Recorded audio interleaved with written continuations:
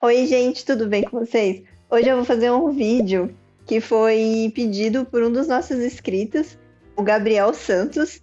Eu vou colocar a mensagem que ele pediu aqui na frente, mas eu vou ler ela com vocês aqui enquanto eu tô gravando, né? Então, o que o Gabriel Santos postou aqui nos comentários pra gente? Oi, Aline, tudo bem? Gostaria de pedir um vídeo. Poderia explicar sua experiência em projetos e também relatar como é o seu dia a dia? Fala o que você faz quando chega, entre outras coisas importantes. Seria muito legal. Obrigado. Gabriel, muito obrigada pela sugestão. Eu não vou conseguir responder tudo que você pediu hoje. Eu vou focar mais em falar como é o meu dia a dia e as coisas que eu estive envolvidas. Eu não sei se vai responder tudo que você quis, mas aí você me fala nos comentários se para você foi suficiente ou se você quer saber mais coisas também. Enfim, então vamos lá, gente. Primeiramente, né? Como cientista de dados, como cientista de dados, a gente acaba fazendo muitas coisas. Então eu listei algumas aqui, né, no meu roteirinho básico, minha cola aqui, gente. Vocês ignoram que eu tô vendo minha cola. Eu listei alguns pontos aqui que eu me recordei, assim, de toda a minha carreira, desde que eu trabalho com ciência de dados. Para quem não sabe, eu já trabalho com ciência de dados há uns 5 anos, o que não é muito. Eu ainda tenho muito que melhorar, mas eu já tenho algumas coisas que a gente pode fazer. Então foi isso que eu listei. Eu listei coisas que eu já tive contato na minha experiência. A primeira coisa que eu tive contato na minha experiência foi a parte de ETLs. Aí o que é isso, né? É uma sigla em inglês que significa Stretch, Load e Transform. Basicamente, é toda a parte que a gente faz, desde a leitura dos dados, o processamento, até a criação de variáveis que são pertinentes para alguma análise que a gente precisa fazer. Porque, por exemplo, a gente quer... Vou voltar lá para aquele exemplo do ticket médio que eu sempre falo, né? A gente quer calcular o ticket médio dos nossos clientes. Então, o que a gente precisaria, né? A gente precisaria ler uma base de transações. Então, a gente criaria um código para ler essa base. A partir do momento que a gente leu essa base de transações, provavelmente não vai ter a variável de ticket médio já pronta. A gente teria que pegar essa base, olhar como ela é formada, ou que na maioria das vezes ela é uma base que pode ser, por exemplo, cada linha é um ticket diferente, e aí cada ticket vai ter o cliente a que esse ticket pertence, e aí a gente conseguiria fazer alguns agrupamentos, né, um processamento de dados em cima dela para calcular essa variável de ticket médio. Então eu estou dando exemplo com ticket médio, mas poderia ser com qualquer outra coisa, preço médio, gasto médio do cliente. Enfim, a gente poderia criar inúmeras outras variáveis e lógico que isso depende muito do tipo de análise que você está fazendo. Esse seria o primeiro ponto que a gente mais faz como cientista de dados. Outra coisa que eu já fiz muito na minha carreira de ciência de dados foi a parte de arquitetura de produtos. O que seria isso? Basicamente, é você entender um projeto do começo ao fim. Então, por exemplo, desde a parte de integração de dados com o fornecedor, o que você vai precisar fazer, se a ingestão dos dados está sendo feito por API, está vindo de arquivo, o que você vai precisar fazer de processamento de dados, quais são, por exemplo, os códigos que você vai ter que executar para criar um modelo de recomendação em cima desses dados e como isso vai ser visualizado em uma aplicação, por exemplo. E aí você teria que construir tipo um fluxo mostrando todos esses passos de forma muito macro, tudo que é usado, todas as ferramentas que seriam usadas e que a gente precisa executar algum processo nelas. Outra coisa que é importante que a gente faz bastante, eu chamei aqui de análise ad hoc ou desenvolvimento de projeto. Teoricamente, são só nomes, tá? Então, assim, eu quis juntar os dois porque a análise da ad hoc seria uma coisa que é de atividade que é muito rápida. Em um dia você faz e entrega. E enquanto um desenvolvimento de projeto pode ser alguma coisa que demora de 1 a 3 meses ou mais. Então eu juntei as duas, mas seria basicamente o mesmo processo de execução. Aí aqui eu trouxe 2 exemplos para vocês do que poderiam ser isso. Na época que eu trabalhava com o modelo de recomendação, às vezes os clientes reclamavam das recomendações que tinham ido para os clientes deles, né? Porque eu trabalhava numa empresa B2B, né? Eu trabalhava para outras empresas e essas pessoas das outras empresas reclamavam que os clientes delas haviam recebido uma recomendação que era ruim. Aí, o que a gente tinha que fazer? A gente tinha que ir lá, entrar no histórico de transações dessa pessoa e entender por que o modelo de recomendação estava enviando aquele tipo de oferta de produtos para aquela pessoa e se era algo que era para ter acontecido mesmo, ou se era um erro no meio do processo que a gente não sabia que existia, que é tipo um bug. Então, isso é um exemplo de atividade ad hoc, né? Um outro exemplo disso seria, por exemplo, o cálculo de algum KPI que a equipe de negócio não consegue calcular do lado deles. Porque, por exemplo, a gente tem, como a gente já consegue desenvolver programas, né, com códigos, a gente consegue calcular isso de maneira mais fácil, enquanto uma pessoa que geralmente está mais na equipe de negócios, às vezes ela só tem acesso ao Excel para fazer alguma transformação de dados, e daí isso é impossível, dependendo do número de linhas que ela tenha que mexer. Voltando, né, no exemplo anterior que eu falei, que pode ser o gasto médio do cliente, alguma equipe precisa saber isso, não tem condições de calcular, isso pode vir para a equipe de ciência de dados, e a gente vai lá e calcula essa métrica e retorna isso para a equipe que pediu. Então, isso é um outro exemplo de análise ad hoc. Como desenvolvimento de projeto, eu posso citar alguns. Por exemplo, criar um modelo de recomendação é um desenvolvimento de projeto, porque depende de vários passos. Você precisa primeiro entender como vão vir os dados, depois entender quais são as metodologias mais técnicas mesmo que você vai usar para fazer um modelo de recomendação, porque, por exemplo, se você trabalha com varejo, que é uma coisa que é alta frequência, é completamente diferente de você trabalhar com varejo de roupa, que é uma coisa que tem baixa frequência, então você não pode usar as mesmas técnicas. Então tem toda essa parte de análise.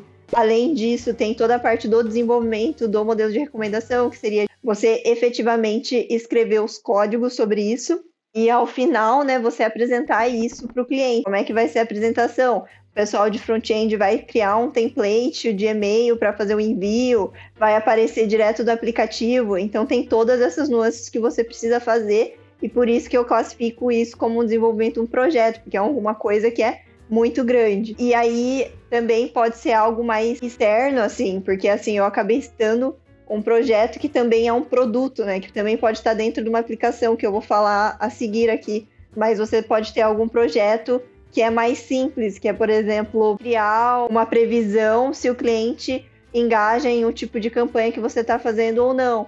Isso aqui não deixa de ser um projeto, só que ele é algo bem menor do que o modelo de recomendação, porque às vezes nem vai para aplicação, é só uma curiosidade que a gente tem dentro da empresa e a gente acha que seria interessante fazer, tipo uma prova de conceito. Então você vai lá, estuda a base, faz o modelo e testa para ver se isso efetivamente é legal e vale a pena levar para aplicação. Então isso também seria uma parte de desenvolvimento de projeto, que é algo que é mais demorado. Aí, como eu comentei, agora eu vou falar um pouco da parte de desenvolvimento de produto. Desenvolvimento de produto, a gente trabalha, obviamente, com produtos mais voltados para a ciência de dados, né? Porque o desenvolvimento de produto em si, né? Que é uma aplicação mesmo, isso fica, obviamente, com o pessoal de produto. O que a gente pode fazer, né? Então, como eu comentei, o que é um produto? Pode ser uma aplicação web, uma aplicação mobile, ou pode ser também um software. Se ele tiver alguma parte de ciência de dados, a gente que acaba cuidando de todo o back-end, entre aspas. Inclusive, essa é a parte que mais é parecida com o pessoal de desenvolvimento de software mesmo. Por isso que existe até um questionamento, assim, eu já vi algumas pessoas se perguntarem se o cientista de dados é um desenvolvedor também. Na minha opinião, sim. Inclusive, vou argumentar mais sobre isso aqui. Por que eu acho que sim? Nessa parte de desenvolvimento de produtos de ciência de dados, o que a gente precisa fazer? A gente precisa escrever um código bem estruturado, inclusive seguindo os padrões, né, de codificação. A gente precisa também aplicar o conceito de CI/CD, de desenvolvimento de software, que basicamente é a ideia de integração contínua. Então, da gente conseguir mapear todas as mudanças que a gente está fazendo na nossa aplicação e colocar isso em produção. Colocar isso em produção é quando efetivamente o cliente, né, o usuário final vai conseguir visualizar isso. E, além disso, a gente também faz toda a parte de versionamento de código também. Então, por isso que eu acabei comentando anteriormente, é uma coisa que é muito parecida com a parte de desenvolvimento de software e muita gente não sabe que um cientista de dados pode fazer isso. Mas a gente pode sim fazer isso. O que acaba acontecendo é que as linguagens que a gente utiliza são diferentes, pessoas que trabalham tanto no back-end quanto no front-end. Seria basicamente isso, a gente utiliza mais Python e eu já utilizei Scala também, enquanto o pessoal acaba usando mais, por exemplo, JavaScript ou Java mesmo, né, para a parte do back-end. enfim. Então essa seria a parte de desenvolvimento de produto. E como eu já comentei aqui nesse mesmo vídeo, um exemplo disso seria um exemplo de desenvolver um modelo de recomendação que você tem que pensar do começo ao fim, né? Tudo que você vai recomendar para o seu cliente, como isso vai aparecer na sua aplicação. Outra atividade que é muito comum o cientista de dados fazer é o desenvolvimento de dashboards. Aí como funciona isso? Seria você pegar, fazer a leitura dos dados, faz todo o desenvolvimento do que precisa ser mostrado num dashboard, né? Um dashboard basicamente é um painel com métricas ou com coisas que a equipe de negócios precisa visualizar de maneira rápida e também não tem condições de fazer isso. Então acaba vindo esse tipo de demanda para a gente também. E aí a gente faz toda essa parte dos dados, a parte de desenvolvimento de código para estruturar esses dados para aparecer no dashboard. E além disso, a parte de desenvolver mesmo o dashboard, que pode ser dentro de uma plataforma, tipo o Power BI, o Tableau, ou até mesmo o Streamlit. Aqui eu estou citando o Streamlit. Se você não conhece o Streamlit e você trabalha com ciência de dados, eu aconselho muito vocês a conhecerem. Eu, inclusive, pretendo gravar um vídeo sobre isso, porque é uma aplicação muito legal. E eu mesma, mesmo com o tempo de experiência que eu tenho trabalhando com ciência de dados, eu levei muito tempo para conhecer essa ferramenta. É um framework que é, muito bom do Python. Então, eu aconselho todo mundo buscar sobre isso também. Por último, mas não menos importante, é o que vocês já ouviram muito falar. Ciência de dados é aquele cara que faz modelos. Aí, o que seria um modelo? Um modelo pode ser para identificar um comportamento de um cliente, identificar um comportamento de um processo, enfim.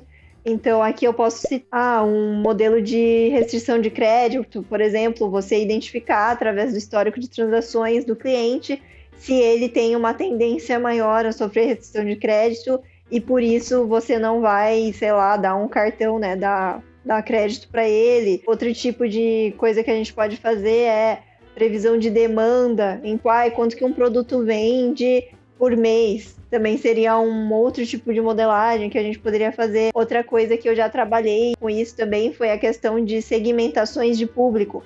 Então, isso você pode fazer tanto dentro da parte de marketing, né, para segmentar campanhas, como também para outros tipos de situações. Quando eu trabalhei com isso, era para efetuar ações de cobrança em cima dos clientes. Esse daqui seria o que eu acredito que é o que as pessoas sabem que o cientista de dados faz, mas não é a única coisa que a gente faz. E, inclusive, aqui eu tenho um ponto de atenção para os novatos, principalmente. Para as pessoas que são mais velhas aí também na área, também é um ponto de atenção importante, que muita gente acha que vai entrar numa vaga de ciência de dados e só vai fazer modelo. E aí, às vezes, a pessoa se frustra, porque não é isso que ela vai encontrar. Então, vocês têm que tomar muito cuidado com isso. Um cientista de dados não trabalha só fazendo modelo. Eu acredito que isso deve acontecer, por exemplo, em empresas que são maiores, porque aí os processos já estão mais sólidos e consegue ter uma diminuição, né, de demanda para cada colaborador. Então, provavelmente, em empresas maiores, eu acredito que existem equipes que efetivamente só fazem modelagem, mas na minha experiência, eu sempre tive que fazer outras coisas além disso. Isso é uma coisa que acaba frustrando quem é novato. Então, não se frustrem, gente, se vocês caírem numa posição de ciência de dados, que vocês têm que fazer mais coisas. Isso não é um problema. Inclusive, eu acho que vocês têm que ver isso como uma forma de aprendizado, porque vocês vão ser novos, provavelmente, e tudo no mercado de trabalho é aprendizado que você vai levar para a tua vida e você pode usar isso eventualmente em um outro lugar ou até na sua vida pessoal. E aqui eu virei a Aline psicóloga do nada. Mas enfim, gente, isso foi o que eu me recordei, que eu já trabalhei, que eu já fiz no meu dia a dia como cientista de dados. Se eu lembrar mais alguma coisa, eventualmente, eu gravo um outro vídeo, mas eu acredito que é isso aí mesmo. Se vocês tiverem dúvidas, por favor, comentem aqui embaixo. Não deixem de curtir meus vídeos, que isso me ajuda demais, demais. E é isso, gente. Eu espero que os inscritos continuem inscritos e quem não é inscrito, por favor, se inscreva no meu vídeo. Até mais, gente!